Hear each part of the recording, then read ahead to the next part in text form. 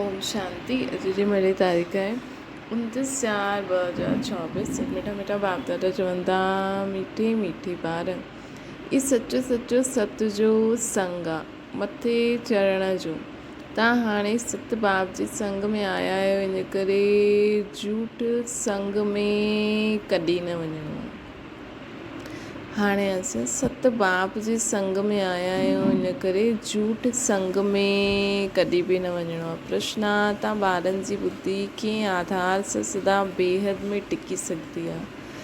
उत्तर आहे, बुद्धि में सुदर्शन चक्र फिरंदो रहे, जो कुझु ड्रामा में हले थो इहे सभु नूंद आहे, सेकेंड जो बि फ़र्क़ु न पई सघंदो आहे। वर्ल्ड जी हिस्ट्री जोग्राफी रिपीट थियणी ई आहे, सेकेंड जो बि फ़र्क़ु न पई सघंदो आहे। वर्ल्ड जी हिस्ट्री जोग्राफी रिपीट थियणी आहे। इहा ॻाल्हि बुद्धि में सुठी तरह अची वञे त बेहद में टिकी सघंदा आहियूं असां। बेहद में टिकण लाइ ध्यान में रहे कि हाणे विनाश थियणो आहे, असांखे वापसि घर वञिणो आहे। पावन ठही करे ई असां घर वेंदासीं, पावन ठही करे ई असां घर वेंदासीं। ओम शांति। मिठे मिठे रूहानी ॿारनि प्रति रूहानी बाप वेही सम्झाईंदा उन्हनि खे आहिनि जो बेसम्झ आहिनि। स्कूल में टीचर्स पढ़ाईंदा आहिनि छो जी ॿार बेसम्झ आहिनि। ॿार पढ़ाई सां सम्झी वेंदा आहिनि, तव्हां ॿार बि पढ़ाई सां सम्झी सघंदा आहियो न। असांखे पढ़ाइण वारो केरु, इहे त कॾहिं भुलिजणो न खपे। पढ़ाइण वारो टीचर आहे सुप्रीम बाप, त उन्हनि जी मत ते हलणो खपे, श्रेष्ठ ठहिणो आहे न। श्रेष्ठ ते श्रेष्ठ हूंदा आहिनि सूर्यवंशी, पर चंद्रवंशी बि श्रेष्ठ आहिनि, परंतु इहे त श्रेष्ठ ते श्रेष्ठ आहिनि। तव्हां हिते आया आहियो श्रेष्ठ ते श्रेष्ठ ठहिणु। तव्हां ॿार ॼाणंदा आहियो असांखे अहिड़ो ठहिणो आहे। अहिड़ो स्कूल 5000 वर्ष पोइ ई खुलंदो आहे। हिते तव्हां सम्झी करे वेठा आहियो, इहे सचमुच सत जो संग आहे। सत आहे ऊच ते ऊच, उनजो तव्हांखे संग आहे। सत आहे ऊच ते ऊच बाप, उनजो असांखे संग आहे। उहो वेही करे सत्युग जो श्रेष्ठ श्रेष्ठ देवता ठाहींदा आहिनि, अर्थात फूल ठाहींदा आहिनि। तव्हां काथे का फूल ठहींदा आहियो, कोई फौरन ठही वेंदा आहिनि, कोई खे टाइम लॻंदो आहे। ॿार ॼाणंदा आहिनि कि संगम युग आहे, कोई त फौरन ठही वेंदा आहिनि, कोई खे टाइम लॻंदो आहे। इहो संगम युग आहे न, सो बि सिर्फ़ु ॿार ॼाणंदा आहिनि। निश्चय आहे कि पुरुषोत्तम ठहिण जो युग आहे। पुरुषोत्तम बि कहिड़ो, ऊच ते ऊच आदि सनातन देवी देवता धर्म जो महाराजा महारानी, उहा ठहिण लाइ तव्हां हिते आया आहियो। ऊच ते ऊच असां सत्युग जा महाराजा महारानी ठहिण लाइ आया आहियूं। तव्हां सम्झंदा आहियो असां आया आहियूं बेहद जे बाप सां, बेहद जे सत्युगी सुख वठणु। हद जी जो बि ॻाल्हियूं आहिनि उहे सभु ख़त्म थी वेंदियूं आहिनि। हद जा माउ बाप काका मामा चाचा, हद जी पाई पैसे जी मिल्कियत आदि जंहिंमें ॾाढो मोह रहंदो आहे, उहे सभु खलास थी वियूं आहिनि। खलास थियणो ई आहे। बाप सम्झाईंदा आहिनि इहा मिल्कियत सभु हद जी आहे। हाणे असांखे बेहद में हलणो आहे। बेहद मिल्कियत प्राप्त करण लाइ तव्हां हिते आया आहियो। ॿियो त सभु हद जी चीजियूं आहिनि। शरीर बि हद जो, बीमार पवंदो आहे, विनाश थी पवंदो आहे, अकाले मृत्यु थी वेंदी आहे। अॼुकल्ह त ॾिसो छा ठाहींदा रहंदा आहिनि। साइंस बि कमाल करे ॾींदी आहे। माया जो पॉम्प केतिरो आहे। साइंस वारा ख़ूब हिमत कंदा आहिनि, जंहिं वटि ॾाढा महल माड़े आदियूं आहिनि, उहे त सम्झंदा आहिनि हाणे असांजे लाइ सतयुग आहे। साइंस वारा ख़ूब महिनत कंदा आहिनि। जंहिं वटि महल माड़ियूं आहिनि आदि आहिनि, उहे सम्झंदा आहिनि हाणे असांजे लाइ त हिते सतयुग आहे। उहे त ईअं सम्झंदा आहिनि। इहे न सम्झंदा आहिनि कि सतयुग में हिकु धर्म हूंदो, उहा नई दुनिया हूंदी आहे। बाप चवंदा आहिनि बिल्कुलु ई बेसम्झ। तव्हां केतिरा समझदार ठहींदा आहियो, मथे चढ़ंदा आहियो, पोइ सीढ़ी हेठि उतरंदा आहियो। सतयुग में त तव्हां ॾाढा समझदार हुयो। बाबा चवंदा आहिनि कि जंहिं वटि ॾाढा उहो हूंदा आहिनि त उहे सोचंदा आहिनि असां त जीअं त सतयुग में वेठा आहियूं। इहे न सम्झंदा आहिनि कि सतयुग में त हिकु ई धर्म हो, त नई दुनिया आहे। बाप सम्झाईंदा आहिनि ऐं ईअं बि न सम्झंदा आहिनि कि सतयुग त पूरी दुनिया में सतयुग हूंदो न, असांजे लाइ सतयुग ॿियनि जे लाइ कलयुग आहे। बाप त बाप चवंदा आहिनि बिल्कुलु ई बेसम्झ आहिनि। तव्हां केतिरा समझदार ठहींदा आहियो, मथे चढ़ंदा आहियो पोइ सीढ़ी उतरंदा आहियो। सतयुग में तव्हां समझदार हुयो, पोइ 84 जन्म वठंदे वठंदे बेसम्झ ठहिया आहियो। पोइ बाप अची करे असांखे समझदार ठाहींदा आहिनि। जंहिंखे पारस बुद्धि चईंदा आहिनि। तव्हां ॼाणंदा आहियो असां पारस बुद्धि ॾाढा समझदार हुयासीं। गीत बि आहे न, बाबा तव्हांजो वरसो ॾींदा आहियो, सॼी ज़मीन आकाश जा असां मालिक ठही वेंदा आहियूं। गीत बि आहे न, कोई बि असां सां छीने न सघंदो। तव्हांजो वरसो ॾींदा आहियो, असां उनजा सभिनि जा मालिक ठही वेंदा आहिनि। कोई बि असांजो वरसो छीने न सघंदो, कोई जो दख़ल न थी सघंदो। बाप ॾाढो ॾाढो ॾींदा आहिनि, हिन सां जास्ती कोई झोली भरे न सघे। जॾहिं अहिड़ो बाप मिलियो जंहिंखे अधु कलाक यादि कयो, दुख में सिमरन कंदा आहिनि। जॾहिं सुख मिली वेंदो आहे पोइ सिमरन करण जी दरकार ई न आहे। दुख में सभु सिमरन कंदा आहिनि, हाय राम, ये अनेक प्रकार जा अक्षर चईंदा आहिनि। सतयुग में अहिड़ो कोई अक्षर हूंदो ई न आहे। तव्हां ॿार हिते आया आहियो पढ़ण लाइ, बाप जे सम्मुख आया आहियो न, बाप जे डायरेक्ट वर्शन्स ॿुधंदा आहियो। इनडायरेक्ट ज्ञान बाप ॾींदो न आहे, ज्ञान डायरेक्ट ई मिलंदो आहे। बाप खे अचिणो पवंदो आहे। चईंदा आहिनि मिठा मिठा ॿार वटि आयो आहे। बाप खे हिते अचिणो पवंदो आहे। चईंदा आहिनि मां पंहिंजे मिठे मिठे ॿारनि वटि आयो आहियां, मूंखे सॾु कंदा आहिनि ओ बाबा। बाप बि रिस्पॉन्ड कंदा आहिनि ओ ॿार।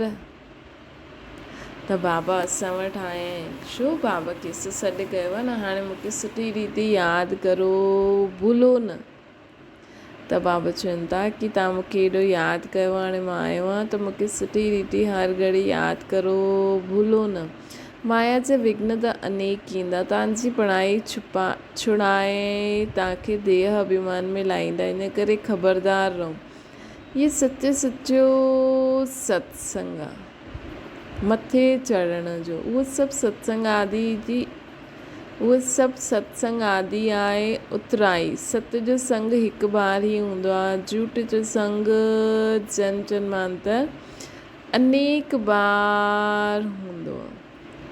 बाप ॿारनि खे चईंदा आहिनि इहे तव्हांजो अंतिम जन्म आहे, हाणे हुते हलणो आहे जिते कोई अप्राप्त वस्तु न आहे मथे, जंहिंजे लाइ तव्हां पुरुषारथ कंदा। इहे त बाबा चईंदा आहिनि, इहे तव्हां हाणे ॿुधो था न, इहे जो बाबा चईंदा आहिनि इहे असां हाणे ॿुधूं था। हुते इहो कुझु बि पतो न पवंदो। हाणे तव्हां किथे वेंदा आहियो, पंहिंजे सुखधाम में। सुखधाम तव्हांजो ई हुयो, तव्हां सुखधाम में हुयो, हाणे दुखधाम में आहियो। त यादि करो असां सुखधाम में केॾो असांखे पूरो केॾी प्रॉपर्टी हुई जो कोई छीने न सघे। बाबा ॾाढो ॾाढो सहज रास्तो ॿुधायो अथई, उहो ई यादि करो। असांजो घरु आहे शांतीराम, हुतां खां असां स्वर्ग में ईंदासीं, ॿियो कोई स्वर्ग में ईंदो न आहे सवाइ असांजे। त तव्हां ई सिमरन कंदा आहियो न। असां पहिरियों सुख में वेंदा आहियूं, पोइ दुख में ईंदा आहियूं। कलयुग में सुखधाम हूंदो न आहे, सुख मिलंदो ई न आहे। इन करे सन्यासी बि चईंदा आहिनि सुख कागविष्टा समान आहे। त बाबा असांखे जो मिल्कियत ॾियनि था हुनखे यादि करो। असां कहिड़ी दुनिया में हलण जे लाइ बाबा असांखे पुरुषारथ था करनि, उन्हनि खे यादि करो। हिन दुनिया में सुख आहे किथे, तॾहिं त सन्यासी चईंदा आहिनि सुख कागविष्टा समान आहे। हाणे ॿार सम्झंदा आहिनि बाबा आया आहिनि असांखे घर वठी हलण लाइ, असां पतितनि खे पावन ठाहे करे वेंदा, पावन ठहींदा यादि जी यात्रा सां। यात्रा ते ॾाढा हेठि मथे थींदा आहिनि, कोई त बीमार पइजी वेंदो आहे पोइ लौटी ईंदा आहिनि। ईअं बि हिते इहा बि ईअं ई आहे, इहा रूहानी यात्रा आहे। अंतमती सुगति थी वेंदो। असां पंहिंजे शांतीधाम में वञूं था, आहे ॾाढो सहज, परंतु माया ॾाढो बुलाईंदी आहे। तव्हांजी युद्ध माया सां गॾु आहे। असांजी युद्ध कंहिंसां आहे? माया वाया कुझु बि न आहे। इहे असांजा ई बुरा सुभाउ संस्कार असांजे साम्हूं ईंदा आहिनि जो माया जो रूप वठी वठंदा आहिनि न। असां अगरि बाबा जे अॻियां बुद्धि पूरी सरेंडर करे छॾूं, जो बाबा जो संकल्प श्रीमत संस्कार उहा असांजा, हिन में दृढ़ थी वञूं, मुंहिंजो कुझु आहे ई न, त माया वया सभु उहो बि सरेंडर थी वेंदी। तव्हां बाबा जे अॻियां पंहिंजी बुद्धि सरेंडर करो, माया संजे अॻियां सरेंडर थींदी। बाबा ॾाढो सहज करे सम्झाईंदा आहिनि। असां शांतीधाम में वेंदा आहियूं, बाप खे ई यादि कंदा आहियूं, दैवी गुण धारण कंदा आहियूं, पवित्र ठहींदा आहियूं न। 3-4 ॻाल्हियूं मुख्य आहिनि जो बुद्धि में रखणी आहे। विनाश त थियणो ई आहे। 5000 वर्ष पहिरियों बि थियो हुयो, 5000 वर्ष पहिरियों बि थियो हुयो विनाश। पोइ पहिरियों असां ई ईंदासीं। गायन बि आहे न, राम गयो रावण गयो, वञिणो त सभिनि खे आहे शांतीधाम। तव्हां जो पढ़ंदा आहियो हुन पढ़ाई अनुसार पद पाईंदा आहियो।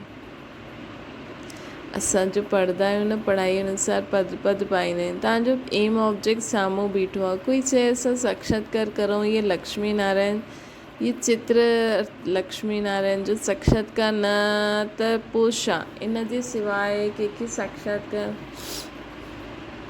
ये चित्र लक्ष्मी नारायण जो साक्षात्कार न, त पोइ छा आहे?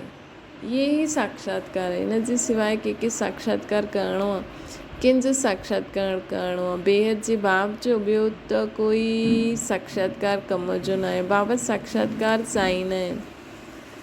बाबा जो साक्षात्कार चाहींदा आहियो।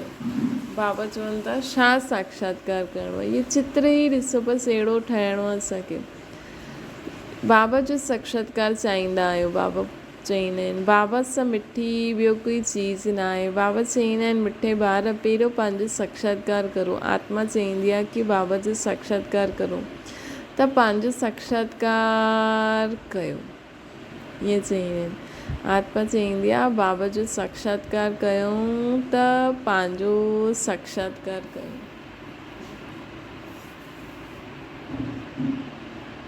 इहे त ॿार ॼाणे विया आहिनि न। हाणे सम्झ मिली आहे, सम्झ खे ई साक्षात्कार चइबो आहे। साक्षात्कार ॿियो कोई चीज़ न ईंदी आहे। जॾहिं असांजी बुद्धि में सम्झ ईंदी आहे त उहा असांखे सम्झ ई साक्षात्कार आहे। असां आत्मा आहियूं, असांजो घर शांतीधाम आहे, उतां खां असां आत्मा ई ईंदा आहियूं पाठ वॼाइण। ड्रामा जे प्लान अनुसार पहिरियों सत्युग आदि में ईंदा आहियूं। आदि ऐं अंत जो इहो पुरुषोत्तम संगम युग आहे न। आदि ऐं अंत जो इहे आदि सत्युगी, अंत कलयुगी। इन में सिर्फ़ु ब्राह्मण ई हूंदा आहिनि, ॿियो कोई न। कलयुग में त अनेक धर्म कुल आदि आहिनि।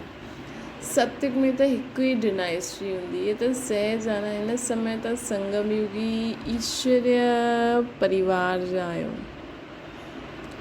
बाबा चईंदा आहिनि हिन समय त संगम युगी ईश्वरीय परिवार जी आत्मायूं आहियूं। ॾिसो असांजी फैमिली केॾी सुठी आहे। शिव भाउ, ब्रह्मा मां, असां सभु आत्मायूं, भाउ भेण। तव्हां न सत्युग जा आहियो न कलयुग जा आहियो। इहे बि ॼाणंदा आहियो कल्प पाप अची करे अहिड़ी पढ़ाई पढ़ाईंदा आहिनि। हिते तव्हां वेठा आहियो त इहे स्मृति में अचिणो खपे। ये स्मृति में अचिणो खपे कि हाणे असां संगम युग ते आहियूं। शांतीधाम, सुखधाम, ये दुखधाम। ये दुखधाम जो आहे वैराग्य अथवा संन्यास बुद्धि सां। बुद्धि सां असांखे हिन दुखधाम खे भुलिजी करे बुद्धि सां असांखे सदा ख़ुदि खे शांतीधाम सुखधाम जो सम्झणो न। उहो कोई बुद्धि सां संन्यास न कंदा आहिनि। उहो त घर बार छॾे संन्यास कंदा आहिनि। तव्हांखे त बाप कॾहिं न चईंदा घर बार छॾो। एतिरो ज़रूरु आहे भारत जी सेवा करणी आहे वा पंहिंजी सेवा करणी आहे। सेवा त घर में बि करे सघंदा आहियूं। पढ़ण लाइ ईंदा ज़रूरु आहिनि, पोइ होशियार थी करे ॿियनि खे आपसमान ठाहींदा आहिनि। टाइम त ॾाढो थोरो आहे। हाणे त ॾिसो था न, गायन बि आहे न, ॾाढी वई थोरी रही, थोरी जी बि थोरी रही। दुनिया जा मनुष्य त बिल्कुलु घोर अंधियारे में आहिनि। सम्झंदा आहिनि हाणे 40,000 वर्ष पिया आहिनि। तव्हांखे बाप सम्झाईंदा आहिनि 12 हाणे बाक़ी थोरो समय आहे, तव्हांखे बेहद में टिकणो, असांखे बेहद में टिकणो आहे। सॼी दुनिया में जो कुझु हले थो सभु नूंद आहे, असांखे हाणे बेहद में टिकणो, बेहद जी दुनिया में टिकणो आहे। सॼी दुनिया में जो कुझु हले थो सभु नूंद आहे। जूं मिसल ड्रामो हलंदो रहंदो आहे, वर्ल्ड जी हिस्ट्री जोग्राफी रिपीट थियणी आहे। उहे ई अची करे पढ़ंदा जो सत्युग में वञण वारा हूंदा। अनेक बार तव्हां पढ़ियो आहे, तव्हां पंहिंजो स्वर्ग स्थापन कंदा आहियो श्रीमत ते, इहे बि ॼाणंदा आहियो उचते उच भॻवानु ईंदा बि भारत में ई आहिनि। कल्प पहिरियों बि आया हुया, तव्हां चईंदव कल्प पहिरियों बाप ईंदो आहे। बाबा कल्प पहिरियों बि हिन संगम युग ते आया हुया न, चईंदा आहिनि मां कल्प पहिरें ईअं स्थापना कंदो आहे। विनाश बि तव्हां ॾिसंदा आहियो, तव्हांजी बुद्धि में सभु वेंदो आहे न, जेतिरो ज्ञान जंहिंजी बुद्धि में वेहे उहो ई त बाबा जो सभु चीज अनुभव करे सघंदो न। बुद्धि में बि त वेहणो खपे न, बुद्धि में एतिरी जॻह बि त हुजणी खपे। तव्हांजी बुद्धि में सभु वेंदो आहे न, स्थापना विनाश ऐं पालना जो कर्तव्य कीअं थींदो आहे। असांजी बुद्धि में सभु वेठो आहे, कीअं स्थापना थींदी आहे, कीअं विनाश थींदो आहे, कीअं हाणे पालना थींदी। पोइ ॿियनि खे सम्झाइणो बि आहे, पोइ बुद्धि ॾिसी करे सम्झायो, कंहिंजी बुद्धि केतिरो कंहिं रीति ग्रहण थी करे, ईअं न कंहिंखे कीअं कीअं सम्झायूं त उहो वीचारो मुंझी वञे। बाप खे ॼाणण सां बाप द्वारा त सभु कुझु ॼाणे वेंदा आहियो। वर्ल्ड जी हिस्ट्री जोग्राफी यथार्थ रीति सां तव्हां ॼाणे वेंदा आहियो। बाप खे ॼाणण सां बाप द्वारा असां सभु कुझु ॼाणे वेंदा आहियूं। बाप खे ॼाणण सां बाप द्वारा असां सभु कुझु ॼाणे वेंदा आहियूं। वर्ल्ड जी हिस्ट्री जोग्राफी यथार्थ रीति सां ॼाणंदा आहियूं। मनुष्य खे तमो प्रधान खां सतो प्रधान ठाहींदा आहिनि। इहे बाप तव्हांखे सम्झाइनि था, तव्हांखे पोइ ॿियनि खे सम्झाइणो आहे। तव्हां ॿार हाणे पारस बुद्धि ठहो था, सत्युग में हूंदा आहिनि पारस बुद्धि। इहो आहे पुरुषोत्तम संगम युग। इनखे गीता एपिसोड चइबो आहे। जॾहिं तव्हां पत्थर बुद्धि खां पारस बुद्धि ठाहींदा आहियो, हिन युग में असां पत्थर बुद्धि खां पारस बुद्धि ठाहींदा आहियूं। गीता ॿुधाइण वारा त भॻवानु, गीता ॿुधाइण वारो त भॻवानु ख़ुदि आहे। त हिन संगम युग ते असांखे असांजी बुद्धि खे बाबा पारस बुद्धि ठाहिनि था। हाणे बाबा असांखे गीता ज्ञान ॿुधाइनि था, मनुष्य न ॿुधाईंदा आहिनि। तव्हां आत्मा ॿुधा आहियो, पोइ ॿियनि खे ॿुधाईंदा आहियो। हिनखे चइबो आहे रूहानी नॉलेज। जो रूहानी भाइयनि खे अर्थात आत्माउनि खे तव्हां ॿुधाईंदा आहियो न। बाप असांखे ॿुधाइनि था, असां पोइ ॿियनि खे ॿुधायूं। वृद्धि खे पाईंदा रहंदा आहिनि। तव्हां ॼाणंदा आहियो बाबा अची करे सूर्यवंशी चंद्रवंशी डिनाइस्टी स्थापना कंदा आहिनि। ॾिसो केॾो ऊचो ज्ञान, पूरो चक्कर असांजी बुद्धि में छा छा कीअं कीअं थिए थो, कॾहिं कॾहिं थींदो आहे। बाबा असांखे सभु ब्रह्मा मुख द्वारा ॿुधाईंदा आहिनि। ब्रह्मा मुख वंशावली ब्रह्मण कुल भूषण द्वारा। हाणे तव्हां ॼाणंदा आहियो बाबा अची करे सूर्यवंशी चंद्रवंशी डिनाइस्टी स्थापना कंदा आहिनि। कंहिं द्वारा? ब्रह्मा मुख वंशावली ब्रह्मण कुल भूषण द्वारा स्थापना करनि था। बाप श्रीमत ॾींदा आहिनि। ये सम्झण जी ॻाल्हि आहे। बाबा चवनि था दिलि में नोट करिणो खपे। इहे त ॾाढो सहज आहे, इहे दुखधाम आहे। हाणे असांखे घर वञिणो आहे, कलयुग खां पोइ सतयुग आहे। बाप त ॻाल्हि त ॾाढी नंढी ऐं सहज आहे। भले तव्हां न पढ़िया आहियो त कोई हर्जो न आहे। जो पढ़णु ॼाणंदा आहिनि उन्हनि खां पोइ ॿुधणो खपे। शिव बाबा आहे सभी आत्माउनि जो बाप।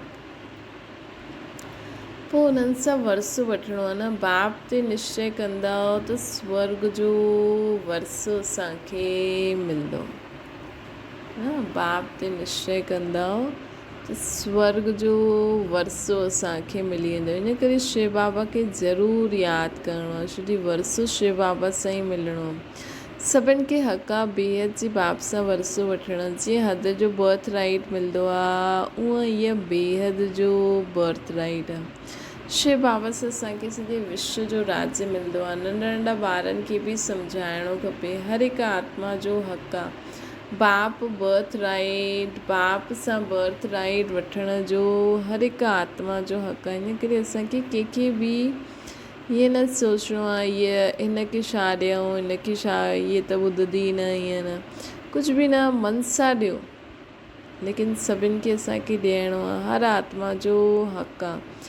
कल्प कल्प वठंदा बि ज़रूरु आहिनि, कल्प कल्प वठंदा बि ज़रूरु आहिनि। तव्हां वरसो वठंदा आहियो जीवन मुक्ति जो। जंहिंखे मुक्ति जो वरसो मिलंदो आहे उहो पोइ जीवन मुक्ति में ईंदा ज़रूरु आहिनि। जंहिंखे मुक्ति जो वरसो मिलंदो आहे, बाबा चईंदा आहिनि जंहिंखे मुक्ति जो वरसो मिलंदो आहे उहो पोइ जीवन मुक्ति में ईंदा ज़रूरु आहिनि। तव्हां हाणे हिते वरसो वठण आया आहियो जीवन मुक्ति जो। जंहिंखे मुक्ति जो वरसो मिलंदो आहे न, मतिलबु पहिरियों पहिरियों आत्मा सुख शांति ज़रूरु ॾिसंदी आहे। पहिरियों जन्म त सुख जो हूंदो आहे। तव्हांजो इहो आहे 84 जन्म। इहा नॉलेज सॼी असांजी बुद्धि में रहणी खपे। बेहद जो बाप असांखे पढ़ाईंदा आहिनि, इहा भूलो न। बेहद जो बाप असांखे पढ़ाईंदा आहिनि, इहा भूलो न। न वॾो वॾो शिव बाबा असांखे टीचर ठही करे पढ़ाईंदा आहिनि। देहदारी कॾहिं ज्ञान ॾेई न सघनि, उन्हनि में रूहानी ज्ञान न हूंदो आहे। तव्हांखे सम्झायो आहे भाउ भाउ सम्झो। जो बि मनुष्य मात्रा आहिनि, ॿियो कंहिंखे बि इहा शिक्षा न मिलंदी आहे। बल गीता बि ॿुधाईंदा आहिनि कि भॻवान वचे। जो बि मनुष्य मात्रा आहिनि, कंहिंखे बि इहा शिक्षा न मिलंदी आहे। बल गीता बि ॿुधाईंदा आहिनि कि भॻवान वच काम आहे, शत्रु हिन ते जीत पाइण सां जगत जीत ठाहींदो, परंतु सम्झंदा न आहिनि। हाणे भॻवान त आहे ट्रुथ, देवता बि भॻवान सां ट्रुथ सिखिया आहिनि। श्री कृष्ण बि इहे पद काथां पाई, लक्ष्मी नारायण काथां ठहिया, छा कर्म कयो कोई ॿुधाए न सघंदो आहे। हाणे तव्हां ॼाणंदा आहियो निराकार बाप उन्हनि खे अहिड़ा कर्म सिखायो अथई ब्रह्मा द्वारा। इहा सृष्टि आहे न। हाणे तव्हां प्रजापिता ब्रह्मा कुमार कुमारियूं आहियो, तव्हां वटि नॉलेज आहे रूहानी बाप जी, चक्कर जी, सतयुग त्रेता द्वापर कलयुग में छा छा थींदो आहे, कीअं स्थापना विनाश पालना थींदी आहे, इहे सभु असांजी पारस बुद्धि में आहे। तव्हां ॼाणंदा आहियो, तव्हां सम्झंदा आहियो असां भॻवान खे ॼाणियो आहे। उच ते उच निराकार, उहो आहे असांजो पीउ। सर्व संबंध आहे, लेकिन पहिरियों पहिरियों त असांजो बाप आहे न। सभु उन्हनि खे साकार रूप न आहे। बाक़ी जो बि ॾिसंदा आहियो उहे सभु साकार ई आहिनि। मंदरनि में लिंग ॾिसंदा आहिनि, मंदर में लिंग ॾिसंदा आहियो, अर्थात उन्हनि खे शरीर न आहे। ईअं न कि उहो नाम रूप सां न्यारो आहे। हा, ॿिया सभु देहदारियुनि ते नाम पाईंदा आहिनि, जनम पत्री आहे। शिव बाबा त निराकार आहे। शिव बाबा जो त कोई शारीरिक आकार ई न आहे। उहो त निराकार ज्योतिर्बिंदु, निराकार आत्माउनि जो पीउ आहे। उन्हनि जी जनम पत्री न आहे। श्री कृष्ण जी जनम पत्री आहे, उहो नंबर 1 आहे। पहिरीं पहिरियों जनम पत्री श्री कृष्ण जी हूंदी। शिव जयंती बि मल्हाईंदा आहिनि। शिव बाबा निराकार कल्याणकारी बाप ईंदा ज़रूरु आहिनि, वरसो ॾींदा आहिनि। बाप अची करे सभिनि खे वरसो ॾींदा आहिनि। उन्हनि जो नाम शिव आहे न। उहो बाप टीचर सतगुरु टई हिकु आहिनि। बाबा जो नाम छा आहे? शिव आहे। बाबा जो नाम आहे शिव बाबा। उहो असांजो बाप टीचर सतगुरु टई हिकु ई आहिनि। केतिरी सुठी रीति बाप असांखे पढ़ाईंदा आहिनि टीचर ठही करे न। कॾहिं डांटदा न आहिनि, मारदा न आहिनि। कुझु होमवर्क बि एॾो टफ न ॾींदा आहिनि। सिर्फ़ु चईंदा आहिनि सॼो ॾींहुं मूंखे यादि करे हर कर्म करो। बसि इहो ई होमवर्क कंदा हलो त बेड़ो पार आहे। हाँ, सिर्फ़ ये ही होमवर्क कंदा हलो कि सदा बाप खे यादि करे, हर सेकेंड हर श्वासोश्वास बाबा खे यादि करे हर कर्म करो। ये ही होमवर्क आहे। अच्छा, मीठी मीठी सिकी लॻे ॿारनि प्रति माता पिता बाप दादा जो यादि प्यार ऐं गुड मॉर्निंग। रूहानी बाप जी सभिनि रूहानी ॿारनि खे नमस्ते। सम्झी बि रूहानी माता पिता बाप दादा खे यादि प्यार गुड मॉर्निंग ऐं नमस्ते। धारणा जे लाइ मुख्य सार, हिन दुखधाम सां बुद्धि सां संन्यास करे शांतिधाम ऐं सुखधाम खे यादि करो। हिन दुखधाम खे बुद्धि सां संन्यास करो हिन जो, ऐं पंहिंजे शांतिधाम ऐं सुखधाम खे यादि करो। पंहिंजे शांतिधाम ऐं सुखधाम खे यादि करो। भारत जी उहा पंहिंजी सेवा करणी आहे, सभिनि खे रूहानी नॉलेज ॿुधाइणी आहे। ॿियो आहे पंहिंजे सतयुगी जनम सिद्ध अधिकार वठण लाइ हिकु बाप ते पूरो निश्चय हुजे। अंदर सां अजपा जाप कंदा रहो। पढ़ाई रोज़ पढ़णी आहे असांखे, पढ़ाई असांखे रोज़ पढ़णी आहे। वरदान आहे सर्व संबंध जी अनुभूति सां गॾु प्राप्तियुनि जी ख़ुशी जो अनुभव करण वारा तृप्त आत्मा ठहो। बाबा चवनि था जो ॿार आशिक आहिनि उहे हर परिस्थिति में हर कर्म में सदा प्राप्ति जी ख़ुशी में रहींदा आहिनि। जो बाबा जा आशिक ॿार आहिनि उहे हर परिस्थिति हर कर्म में सदा प्राप्ति जी ख़ुशी में रहींदा आहिनि। बाबा सां जो असांखे प्राप्ति थींदी आहे न, उन ख़ुशी में रहींदा आहिनि। कई ॿार अनुभूति कंदा आहिनि कि हा वो मुंहिंजो बाप आहे, साजन बि आहे। कई ॿार अनुभूति कंदा आहिनि कि उहो असांजो बाप आहे, साजन आहे, असांजो ॿार बि आहे, लेकिन प्राप्ति जेतिरी चाहींदा आहिनि ओतिरी न करे पाईंदा आहिनि। कल्ह बाबा चई न, दिलि सां ऐं दिमाग़ सां न यादि करो कि उहो असांजो पीउ आहे। दिलि सां यादि करो कि मां आत्मा आहियां, उहो बाबा मुंहिंजो बाप आहे, उहो बाबा मुंहिंजो टीचर आहे, उहो बाबा मुंहिंजो सतगुरु आहे, उहो बाबा मुंहिंजो साजन आहे, उहो बाबा मुंहिंजो साजन आहे, उहो बाबा मुंहिंजो ॿार आहे। त दिलि सां संबंध जोड़ो त प्राप्ति बि ओतिरी आहे। त अनुभूति सां गॾु सर्व संबंध वारा प्राप्ति जी महसूसता आहे। अहिड़ी प्राप्ति ऐं अनुभूति करण वारी सदा उहा आत्मा सदा तृप्त रहंदी आहे। जीअं आत्मा खे बाप जे संबंध में अनुभूति थी वई कि मां आत्मा आहियां, मुंहिंजो बाबा आहे, उहो मुंहिंजो साजन आहे, मां हुनजी सजनी आहियां, शिव जी शक्ति आहियां, उहो मुंहिंजो ॿार आहे, मां हुनजी मां आहियां, उहो मुंहिंजो टीचर आहे, उहो मूंखे सभु कुझु ॿुधाइण वारो आहे, उहो मुंहिंजो सतगुरु आहे, मूंखे सर्व वरदाननि सां पालण वारो, हुनजी श्रीमत ते मूंखे हर कर्म करिणो आहे। त हेतिरी दिलि जी महसूसता थींदी, सर्व संबंधनि जी महसूसता थींदी त प्राप्ति सहज आहे। प्राप्ति स्वरूप आत्मा सदा तृप्त रहंदी आहे।